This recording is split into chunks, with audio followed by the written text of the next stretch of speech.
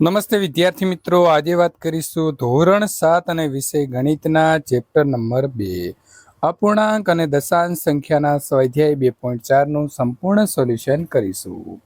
એ પહેલા મિત્રો, ચેનલની અંદર પ્રથમ વખત આવ્યા છો તો ચેનલને સબસ્ક્રાઇબ કરી તમારા મિત્રો સુધી આ વિડીયો શેર કરવાનું ભૂલશો નહીં। વિદ્યાર્થી મિત્રો, પ્રશ્ન નંબર અહીં આવે છે 1 શોધો। પહેલો પ્રશ્ન છે 0.2 ગુણ્યા 6। તેને આપણે વિદ્યાર્થી મિત્રો શું કરીશું તો 2/10 મૂકીશું, કારણ કે 1 પોઈન્ટ કપાત છે। જો 2 હોય તો 100, 3 હોય તો 1000, એ રીતે આપણે મૂકતા જઈએ છીએ, જે તમે શીખી લીધું છે। ગુણ્યા 6 તો અહીં આવશે 2 ગુણ્યા 6 છેદમાં આવશે 10, તો 2 છંગ 12 છેદમાં આવશે 10, એટલે કે જવાબ આવશે 1.2। પ્રશ્ન નંબર 2 8 ગુણ્યા 4 ના છેદમાં 4.6 વિદ્યાર્થી મિત્રો છે, તો આપણે લખીશું 8 ગુણ્યા 4.6, તો અહીં પણ 1 પોઈન્ટ છે તો લખીશું 8 ગુણ્યા ઉપર થઈ જશે 46, એટલે પોઈન્ટ હટાવીએ એટલે, અને નીચે આવશે 10, તો 46 ગુણ્યા 8 એટલે આવશે 368, છેદની અંદર આવશે 10, તો સાચો જવાબ આપણો આવે છે 36.8।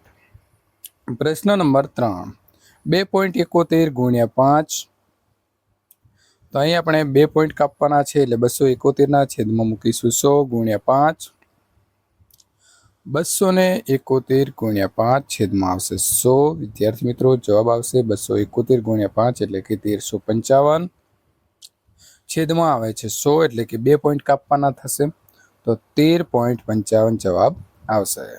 પ્રશ્ન નંબર 4 20.1 ગુણ્યા 4, તો અહીં પણ 1 પોઈન્ટ કાપવાનો છે, તો આપણે કરીશું 201 છેદમાં 10 ગુણ્યા 4, તો 201 ગુણ્યા 4 છેદમાં છે 10, તો મિત્રો જવાબ આવે છે આપણો 201 ગુણ્યા 4 એટલે કે 804, છેદમાં આવશે 10, તો 80.4 જવાબ આવશે।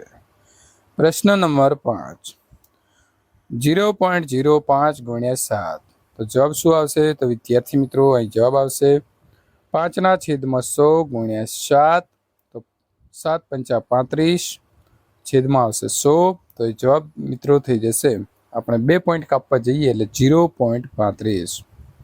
પ્રશ્ન નંબર 6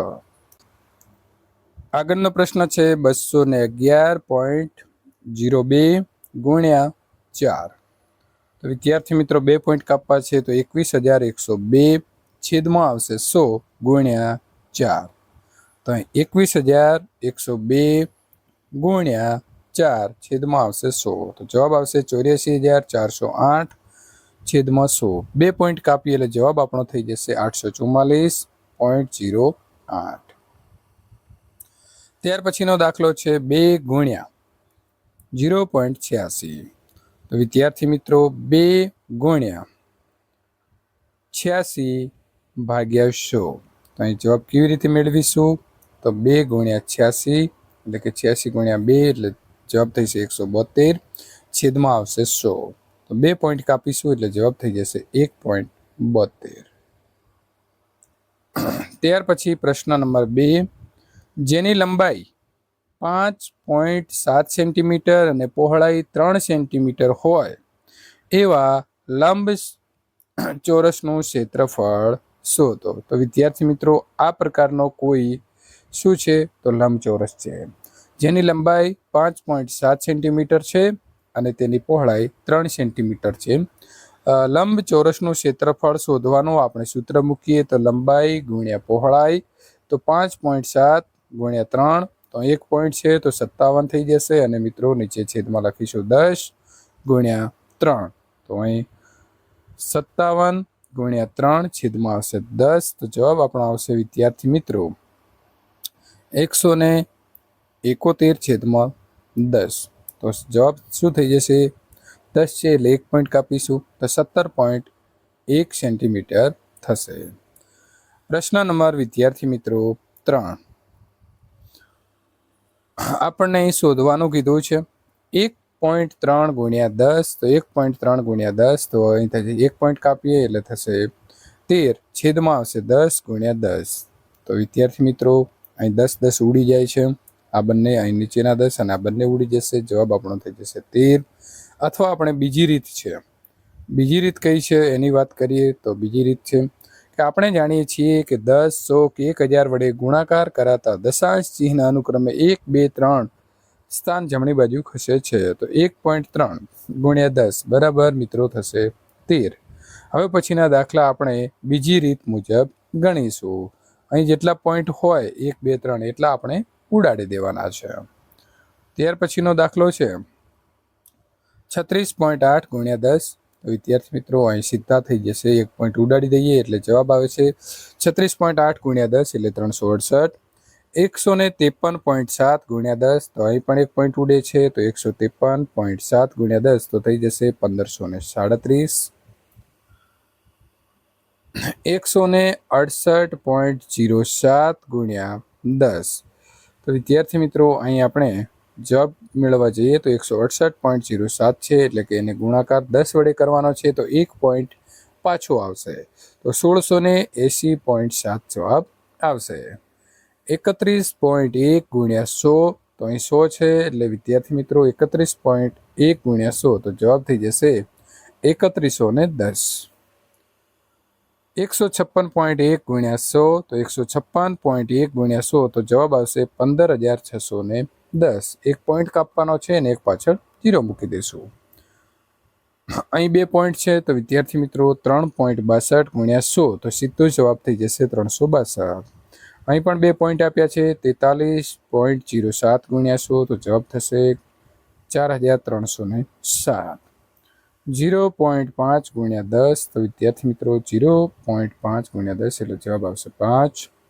ત્યાર પછીનો 10 નંબરનો દાખલો છે 0.08 ગુણ્યા 10. તો એક પોઈન્ટ કપાશે તો જવાબ શું આવશે 0.8. 0.9 ગુણ્યા 100. તો મિત્રો જવાબ આવે છે 0.9 ગુણ્યા 100 એટલે કે 90. ત્યાર પછીનો આગળનો દાખલા નંબર 12 જોઈએ તો 0.03 ગુણ્યા 1000 છે. તો અહીં આપણે પોઈન્ટ કાપવા જઈએ તો પોઈન્ટ કેટલા થઈ જાય છે તો 3 આગળ જતા રહેશે, કારણ કે આ 1000 છે એટલે કે 3 પોઈન્ટ કપાશે તો જવાબ 0.03 નો 30 જવાબ થઈ જશે. પ્રશ્ન નંબર 4. એક મોટરસાયકલ 1 લીટર પેટ્રોલમાં 55.3 કિલોમીટર અંતર કાપે છે તો તે 10 લીટર પેટ્રોલમાં કેટલું અંતર કાપશે? તો 1 લીટર પેટ્રોલમાં મોટરસાયકલથી કપાતું અંતર 55.3 કિલોમીટર છે તો 10 લીટર પેટ્રોલમાં મોટરસાયકલથી કપાતું અંતર કેટલું?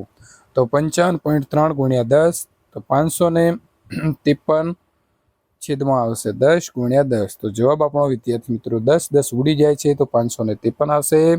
તેથી 10 લીટર પેટ્રોલમાં મોટરસાયકલ 553 કિલોમીટર અંતર કાપશે. પ્રશ્ન નંબર 5. શોધો. શું શોધવાનું છે? તો અહીં આપણને 2.5 ગુણ્યા 0.3 નો ગુણાકાર આપ્યો છે. તો ગુણાકાર કરવા માટે બંનેને પોઈન્ટ છે તો પોઈન્ટને લેવા માટે 25/10 લખીશું ગુણ્યા 3/10. તો અહીં વિદ્યાર્થી મિત્રો બંનેનો ગુણાકાર કરીએ તો 25 ગુણ્યા 3 છેદમાં આવશે 10 દાને 100. તો 25 તરી 75, 100 ના 100 જવાબ આવશે 0.75. બીજો દાખલો આપણો એવો છે 0.1 ગુણ્યા 51.7. તો વિદ્યાર્થી મિત્રો જવાબ શું આવશે? તો 1/10 મૂકીશું, એક પોઈન્ટ છે એટલે, અને 51.7 ની અંદર પણ એક પોઈન્ટ છે તો જવાબ આવશે એના પણ નીચે છેદમાં 10. હવે આપણે ગુણાકાર કરીએ તો 1 ગુણ્યા 517 અને 10 દાને નીચે લખીશું છેદમાં 100. તો 517 છેદમાં આવશે 100. તો વિદ્યાર્થી મિત્રો જવાબ આવશે 5.17. ત્યાર પછી આગળનો દાખલો જોઈશું 0.2 ગુણ્યા 316.8. તો વિદ્યાર્થી મિત્રો 0.2 ગુણ્યા 316.8 તો જવાબ શું આપણો થઈ જશે? જવાબ આ પ્રકારે લખીશું 2/1 પોઈન્ટ છે એટલે 10 ગુણ્યા 31 3168. એમાં પણ એક પોઈન્ટ હતો એટલે 10 લખીશું, 10 દાને 100 ને અહીં 2 ગુણ્યા 3168 તો જવાબ આવશે 6336 છેદમાં આવશે 100, તો 2 પોઈન્ટ કાપીશું તો 63.36 જવાબ સાચો આવશે.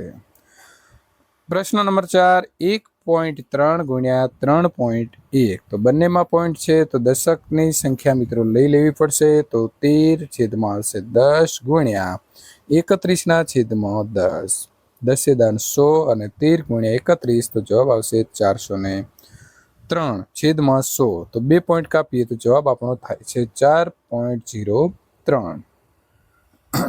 0.5 ગુણ્યા 0.05, તો અહીં આપણે વિદ્યાર્થી મિત્રો એક જ પોઈન્ટ કાપવાનો છે. તો 5/10 ગુણ્યા 2 પોઈન્ટ છે તો આવશે 5/100, તો 5 ગુણ્યા 5 છેદમાં આવશે 10 ગુણ્યા 100 એટલે 1000 થઈ જશે, તો લખીશું 1000. 25 છેદમાં આવશે 1000, તો અહીં આપણે જો 0.3 કાપવા જઈએ તો 0.025 જવાબ આવે છે. ત્યાર પછીનો દાખલો છે 11.2 ગુણ્યા 0.15, તો અહીં એક પોઈન્ટ કાપવાનો છે તો 112 છેદમાં લખીશું 10, 15 છેદમાં લખીશું 100, કારણ કે 2 પોઈન્ટ કાપવાના છે.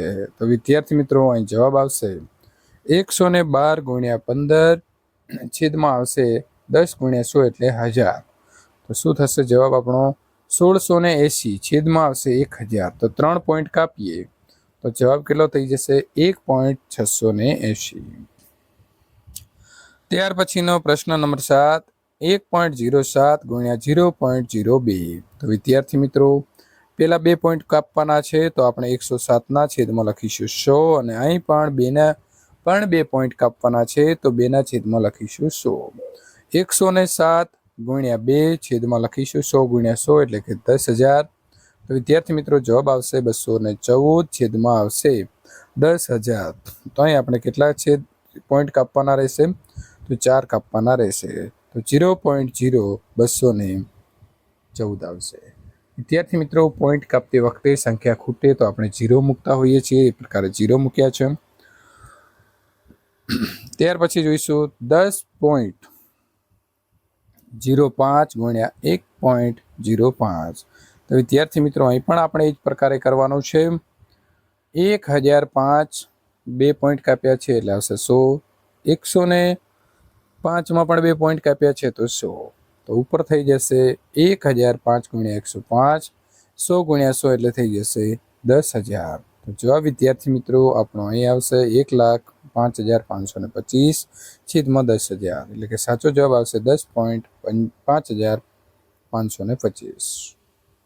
ત્યાર પછી આગળનો દાખલો જોઈશું તો 101.01 ગુણ્યા 0.01, તો અહીં આપણે 2 પોઈન્ટ કાપવાના છે તો 100 આવશે, અને અહીં પણ 100 આવશે, તો સાચો જવાબ મેળવીશું 10,101 ગુણ્યા 1 અને 100 ગુણ્યા 100 એટલે 10,000, તો જવાબ આપણો શું આવશે તો 10,101 છેદમાં આવશે 10,000, તો જવાબ આવશે 1.0101 એટલે કે 101. 100.01 ગુણ્યા 1.1, તો વિદ્યાર્થી મિત્રો અહીં આપણા 2 પોઈન્ટ કાપવાના છે એટલે કે 10,101 છેદમાં 100 ગુણ્યા 11 છેદમાં 10, તો સાચો જવાબ શું બનશે તો 10,001 ગુણ્યા 11 છેદમાં આવશે વિદ્યાર્થી મિત્રો 1,000, તો 11,011 છેદમાં આવશે 11, તો અહીં જવાબ આપણો આવશે 110.011. વિદ્યાર્થી મિત્રો આ પ્રકારે સોલ્યુશન મેળવવા માટે અહીં આપેલી જે એન્ડ સ્ક્રીન છે એના ઉપર તમે ક્લિક કરી આગળનું સોલ્યુશન મેળવી શકો છો.